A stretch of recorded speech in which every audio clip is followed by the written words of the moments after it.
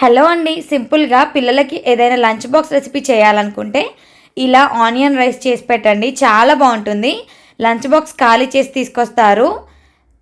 Trust me, ఒక్కసారి try చేయండి. ప్యాన్లో ఒక స్పూన్ వరకు ఆయిల్ని వేసుకొని ఆయిల్ బాగా హీట్ అయ్యాక ఇందులో ఒక స్పూన్ వరకు జీలకర్రని వేసుకోవాలి. మంటని మీడియం ఫ్లేమ్లోనే ఉంచి రెసిపీ చేయాలి అన్నమాట. ఇప్పుడు జీలకర్ర వేగిన తర్వాత ఒకటి ఎండుమిర్చి వేసుకోవాలి.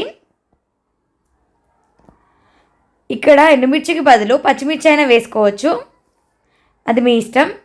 ఇప్పుడు నేను ఒక కప్పు వరకు సన్నగా కట్ చేసిన ఉల్లిపాయ ముక్కల్ని వేసుకుంటున్నాను. మీకు ఆనియన్స్ ఎక్కువ కావాలి అని అనుకుంటే క్వాంటిటీ ఎక్కువ వేసుకోవచ్చు. నేను ఇక్కడ ఒక కప్పు రైస్కి ఒక కప్పు ఉల్లిపాయలు వేసుకున్నాను. బిర్యానీ లాంటి టేస్టే, అంతకు మించి టేస్ట్ వస్తుంది.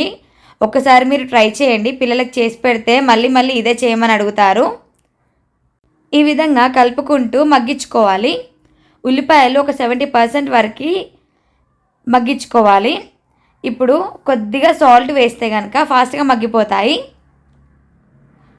ఇలాగ కొద్దిగా ఒక చిటికెడు వరకు వేయాలి అంతే. ఇలా ఒక 2 మినిట్స్ తర్వాత 70% వరకు మగ్గిపోతాయి. ఇప్పుడు ఈ స్టేజ్లో కొద్దిగా కరివేపాకును వేసుకోవాలి.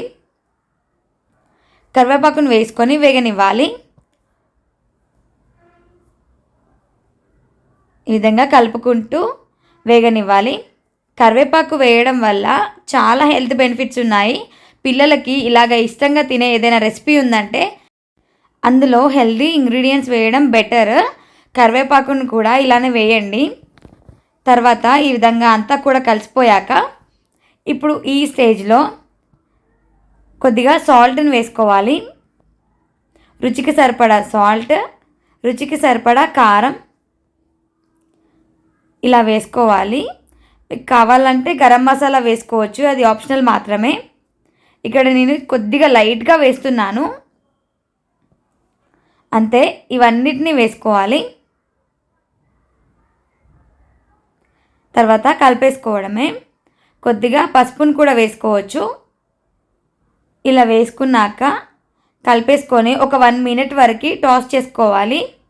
అంతా కూడా బాగా కలిసిపోయేటట్టు, ఆనియన్స్కి బాగా పట్టేటట్టు కలిపేసుకుంటూ వేగనివ్వాలి. ఒక 1 మినిట్ వరకు ఇలా వేగనిచ్చాక మనం ముందుగానే రైస్ని ఉడికించి చల్లార్చుకొని పొడి పొడిగా చేసింది ఇలా ఇందులో వేసేసుకోవాలి. ఇలా ఒక కప్పు రైస్ని తీసుకున్నాను. ఒకరి లంచ్ బాక్స్కి సరిపోయేంత తీసుకొని రైస్ని ఇందులో కలిపేసుకుంటూ వేడి చేయాలి. మటన్ని మీడియం ఫ్లేమ్లోకి టర్న్ చేసుకొని ఈ విధంగా కలిపేసుకోవాలి. లాస్ట్లో కొద్దిగా కొత్తిమీర చల్లేసుకుంటే టేస్టీగా ఉండే ఆనియన్ రైస్ రెడీ అయిపోయింది. ఇప్పటి వరకు నా ఛానల్ని సబ్స్క్రైబ్ చేయకపోతే సబ్స్క్రైబ్ చేయండి. వీడియోని లైక్ చేసి షేర్ చేయండి. ఫేస్బుక్లో కూడా ఫాలో అవ్వండి. ఈ విధంగా అంతా కూడా కలిపేసుకొని సర్వ్ చేసుకోవడమే. పిల్లలు ఒక 1 వీక్లో 4 సార్లు ఇదే చేసి పెట్టమని అడుగుతారు. అంత బాగుంటుంది. ఒక్కసారి వాళ్ళకి టేస్ట్ చూపిస్తే అసలు వదలరన్నమాట. చూసారు కదా, చూస్తేనే నోరూరిపోతుంది, అంత బాగుంటుంది. ఆనియన్ రైస్ చాలా సింపుల్, చేయడం పెద్ద కష్టం అనుకుంటారు కానీ చాలా సింపుల్. ఇలా అప్పటికప్పుడు చేసి పెట్టచ్చు. నైట్ మిగిలిపోయిన అన్నంతో కూడా చేసి పెట్టినా కూడా మార్నింగ్ బ్రేక్ఫాస్ట్ లాగా తినేయచ్చు అంతే. వేడి వేడిగా సర్వ్ చేసుకుంటే టేస్టీగా ఉంటుంది. సైడ్కి ఆనియన్స్తో ఉల్లిపాయతో సర్వ్ చేసుకుంటే చాలా చాలా బాగుంటుంది.